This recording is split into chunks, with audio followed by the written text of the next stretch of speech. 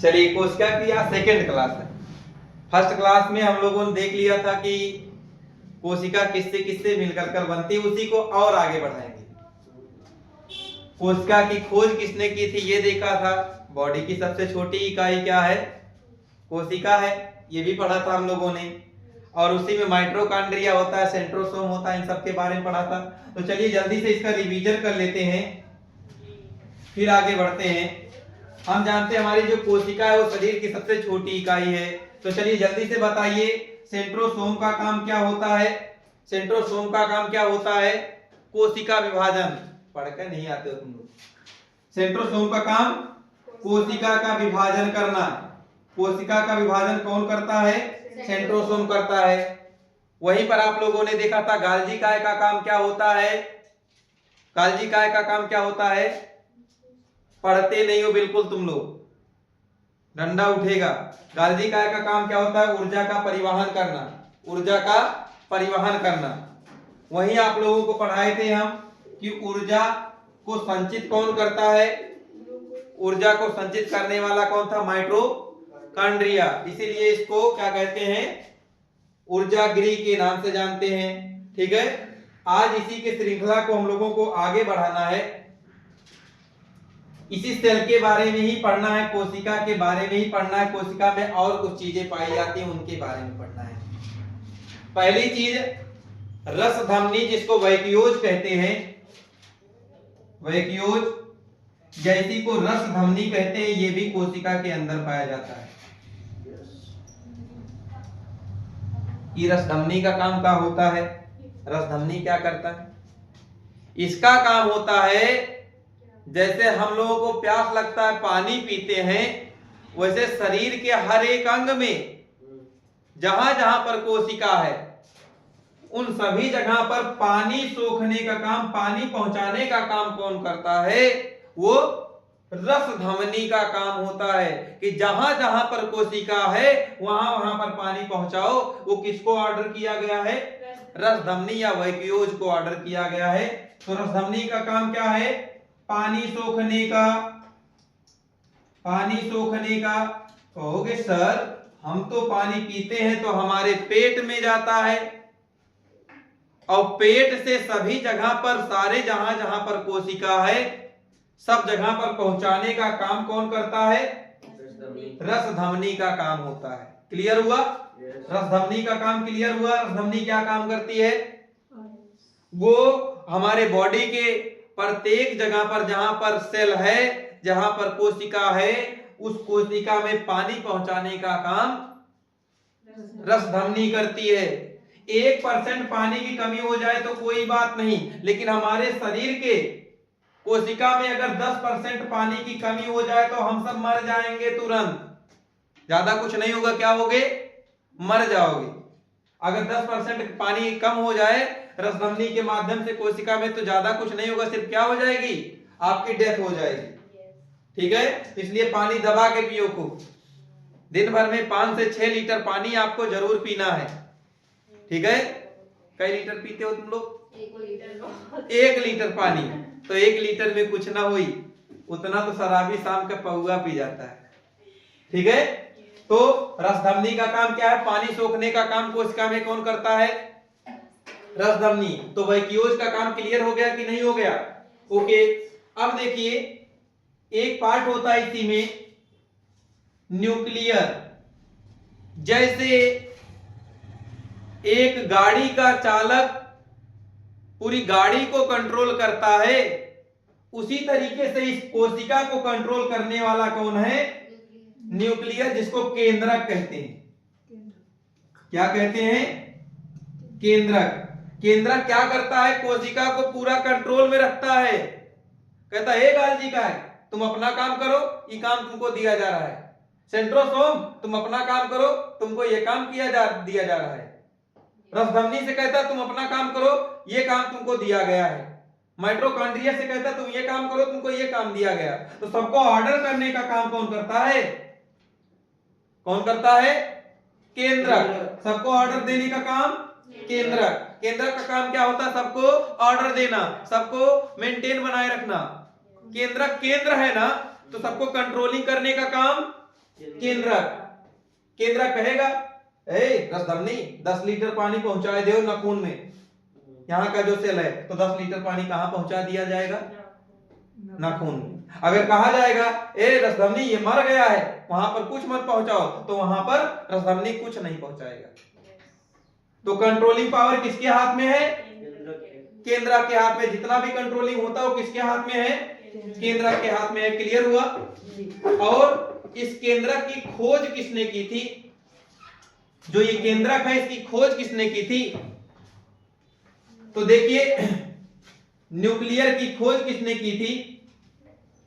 अच्छा, ये न्यूक्लियर जो होता है छोटे छोटे बीज की तरीके से होता है, छोटा छोटा बीज की तरीके से। ये बीच में है ना, न्यूक्लियर बीच में है ना, और बीच में क्या होता है? हल्के बीज कहाँ होते हैं? बीच में ही होते हैं ना। और किस कलर के होते हैं? भूरे या ब्राउन कलर के होते हैं ना। तो देखिए जब वो ब्राउन कलर के होते हैं तो इसके खोजकर्ता भी ब्राउन कलर के हैं, जिनका नाम क्या है? Robert brown. क्या नाम है? Robert brown. ब्राउन, ठीक है। तो केंद्रक की खोज किसने की? Robert brown. याद रहेगा ना, केंद्रक की खोज किसने की? रॉबर्ट ब्राउन ने की। कैसे याद रखोगे? केंद्रक बीच में है, बीच में, बीच से बीच में याद रखो। बीज कैसा होता है? ब्राउन कलर का। तो केंद्रक के खोजकर्ता रॉबर्ट ब्राउन है। तो आपको क्लियर ये याद हो गया कि केंद्रक के खोजकर्ता कौन है? तो कोशिका में जो केंद्रक पाया जाता है उसके खोजकर्ता रॉबर्ट ब्राउन। ओके। इस केंद्रक की बहुत बड़ी भूमिका हमारे बॉडी में है। आप लोग पता चल गया क्या है? किसी भी सेल को कहां पर एक्टिवेट होता है, किसी भी सेल को कहां पर डीएक्टिवेट होना है, ये सारे दिशा निर्देश कौन देता है? केंद्रक देता है। और इसी केंद्रक में डीएनए पाया जाता है। क्या पाया जाता है? DNA, deoxy ribo nucleic acid पाया जाता है। ठीक है। अब इस डीएनए का काम क्या होता है? इस डीएनए का काम होता है जो ये मैसेज है, मतलब ये जो सबके पास फॉरवर्ड करता है, यहाँ रसधमनी के पास, माइटोकॉन्ड्रिया के पास, गोल्गी काय के पास, जिसके पास भी ये मैसेज फॉरवर्ड करता है, तो ये तो है नहीं कि हमेशा ये खुद ऑर्डर देगा।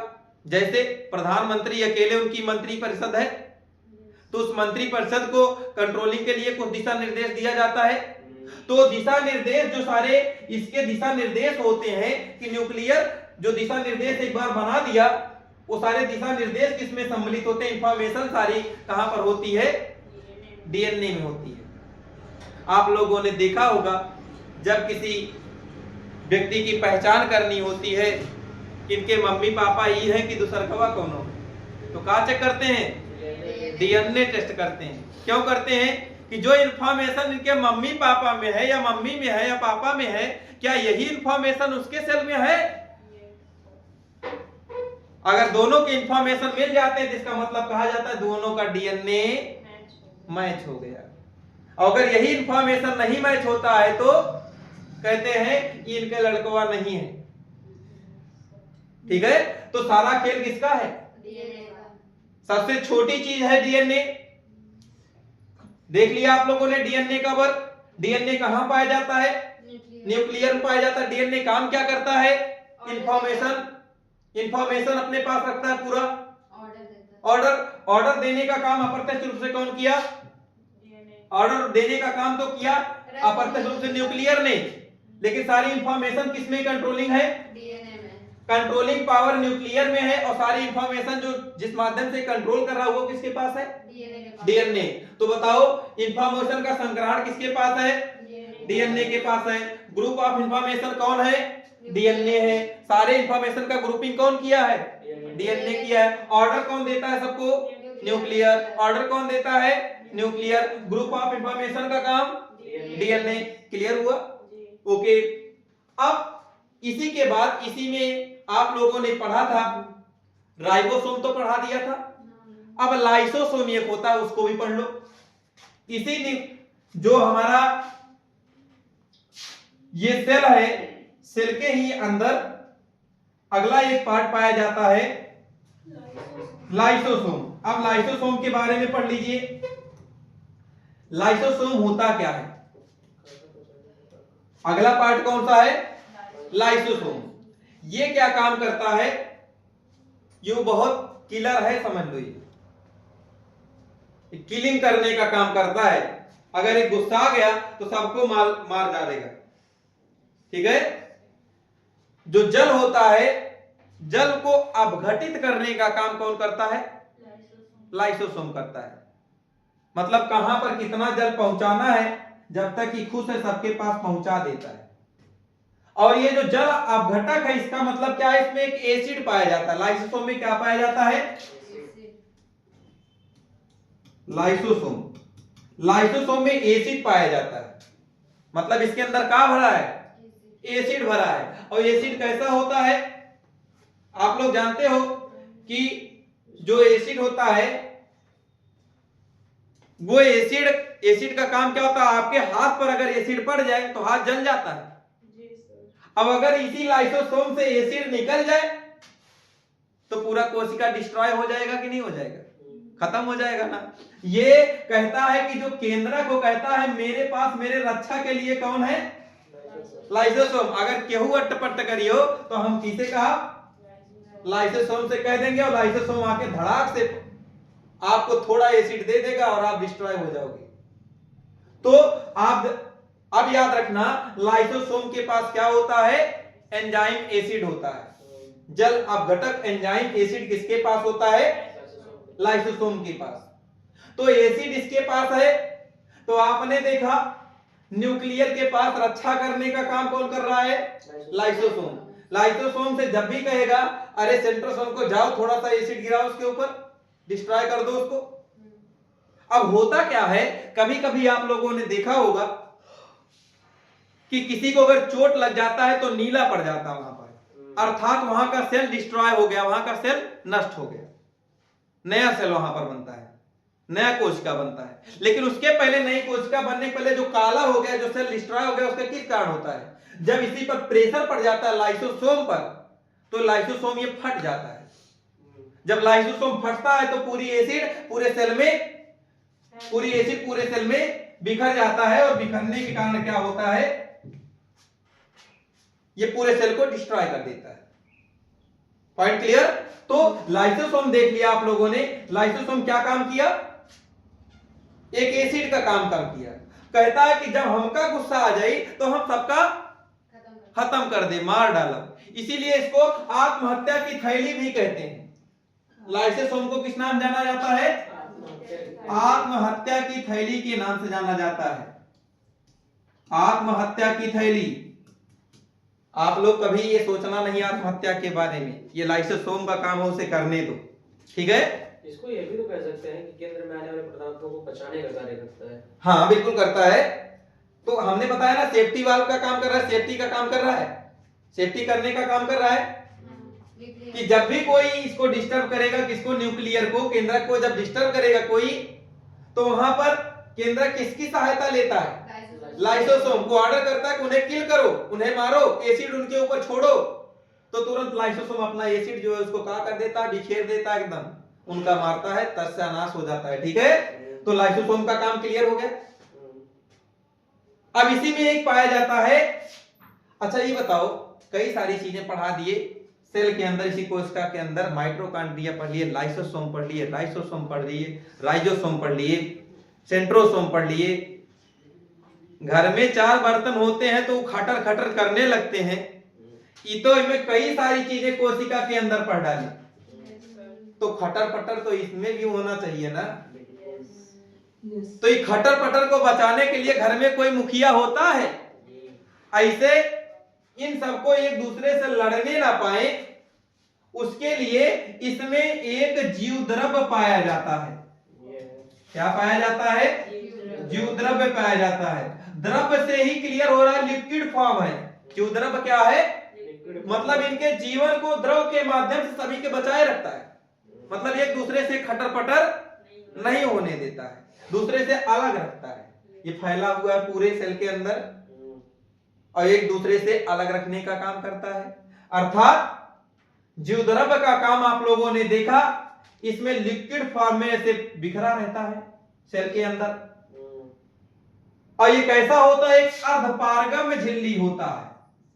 कैसा ये द्रव होता है? अर्धपारगम्य द्रव होता है। मतलब इधर से उधर उसके आर पार देखा भी जा सकता उस द्रव के। तो द्युद्रव का काम क्या है? सेल के अंदर पानी की उपस्थिति करके उनको एक दूसरे से लड़ने झगड़ने से या डिस्ट्रॉय करने से बचाना। और कितना परसेंट पानी पाया जाता है द्युद्रव के अंदर? तो 95% पानी ही पानी पाया जाता है। द्युद्रव के अंदर कितना परसेंट पानी पाया जाता है? ठीक है। और इस द्युद्रव यानी कि प्रोटोप्लाज्म की खोज किसने की थी? इस द्युद्रव की खोज किसने की थी? प्रोटोप्लाज्म की खोज किसने की थी? तो पुरकिंजे ने की थी। किसने की थी? पुरकिंजे ने की थी। द्युद्रव की खोज पुरकिंजे ने की थी। लेकिन किसने कहा ये कोशिका में जितने जीवन है उनका आधार, उनका बेस जिसके कारण टिका हुआ है, जिसके कारण वो जिंदा है, ये किसने बताया? ये हम ना होई तुम सब मर जाता है कट मर के। इसको बचाए रखने का काम किसने किया? द्युद्रव ने किया। ये किसने बताया था? तो हेक्सले ने बताया था। किसने? हेक्सले ने कहा कि द्युद्रव आप क्या हो? जीवन के आधार हो। क्या हो? जीवन के आधार हो। तो जीवन के आधार के बारे में किसने बताया? हेक्सले ने। किसको कहा जीवन का आधार? द्युद्रव को। तो हेक्सले ने किसको जीवन का आधार बताया? द्युद्रव को। द्युद्रव की खोज किसने की? द्युद्रव की खोज किसने की? द्युद्रव की खोज किसने की? सबको आपस में लड़ने से या नष्ट होने से बचाता कौन है? द्युद्रव बचाता है। वहीं आपने देखा न्यूक्लियर का काम क्या है? सबको कंट्रोल करने का, सबको आदेश देने का काम किसका है? न्यूक्लियर की खोज किसने की? रॉबर्ट ब्राउन ने की। ठीक है। लाइसोसोम कहां पाया जाता है? केंद्रक के अंदर। केंद्रक के अंदर पाया जाता है। अच्छा, केंद्रक के अंदर पाया जाता है, कोशिका के अंदर पाया जाता है। हाँ, एसिड का काम, इसमें एसिड भरा होता है, जल अपघटक एसिड भरा होता है। और ये लाइसोसोम का काम क्या होता है? क्या होता है? जहां पर केंद्रक बोले वहां पर जाकर के हमला कर दो। जहां पर केंद्रक कहे वहां पर क्या कर दो? हमला कर दो। ये किसका काम होता है? लाइसोसोम का काम होता है। क्लियर? हाँ। अब इसमें एक और मैंने बताया कि ये कोशिका जो होता है ये शरीर की सबसे छोटी इकाई हमको दिखता नहीं अपनी आंखों से, नग्न आंखों से दिखाई नहीं देता है। और सबसे ज्यादा जो कोशिका का विभाजन होता कहां होता है? मतलब सबसे ज्यादा कोशिका का पुनर्निर्माण जहां पर हो सकता होगा वहीं पर सबसे ज्यादा कोशिका का विभाजन होता होगा। कोशिका का पुनर्निर्माण या कोशिका का विभाजन सबसे ज्यादा वो कहां हो सकता है बेटा? लीवर में। कहां हो सकता है? लीवर में, यानी कि यकृत में। और सबसे कम तुम्हारे भेजा में, मस्तिष्क में। यही लिए तुम लोगों के भेजा में कुछ नहीं भेजा। ठीक है। तो सबसे कम कोशिका का विभाजन कहां पर होता है?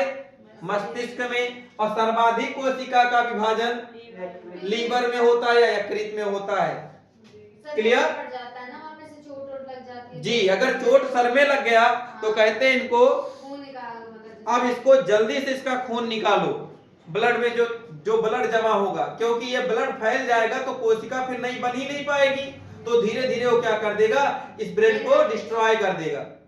अगर नई कोशिका बनाने की क्षमता होती, जैसे हाथ में चोट लग गया तो नई कोशिका बना सकते हैं, तो यहां पर क्या करते हैं? ट्रीटमेंट करते हैं डायरेक्ट। लेकिन मस्तिष्क में चोट लगने के बाद यहां पर नई कोशिका बन ही नहीं सकत, तो धीरे धीरे क्या हुई?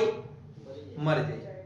ठीक है। तो ये आप लोगों ने कोशिका के बारे में आज इतनी चीजें पढ़ ली और इसके आगे की क्लास कोशिका की कल होगी।